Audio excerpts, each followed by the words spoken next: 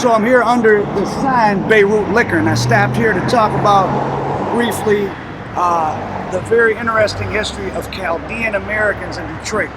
For those from Detroit, hopefully you know what Chaldeans are. They're Christian Iraqis.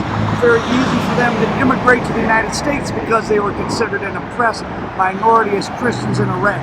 Because they were Christians in a Muslim country, they had a tradition of selling alcohol, which Muslims are not supposed to consume, but they do, but they're certainly not supposed to sell. So in the aftermath of the riot of 1967 in Detroit, as many of the Jewish and other white store owners wanted to leave Detroit, lots of Chaldeans were coming in, and they took over some of these stores. Then they stuck together as families, pooled their money together, and now they own almost every single liquor store in the city of Detroit.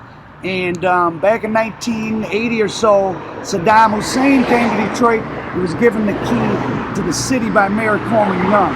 In the 1979 to 88 war between Iran and Iraq, the U.S. government under Ronald Reagan and the first George Bush supported Iraq in its war against Iran. So Saddam Hussein was our longtime ally.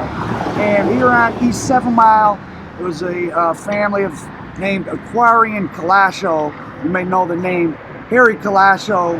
For a time, a drug ring focused around Harry Kalasho was the largest cocaine ring in the city of Detroit, distributing 500 to 1,000 kilos per month. And Harry Kalasho was murdered in his own driveway in 1990 on the eve, or maybe it was 1989, on the eve of an indictment that probably would have sent him to prison for perhaps life, or he'd probably be getting out just about now, but he was killed, set up by someone in his own camp.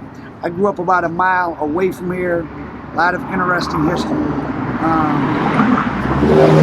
Chaldean Americans only in Detroit.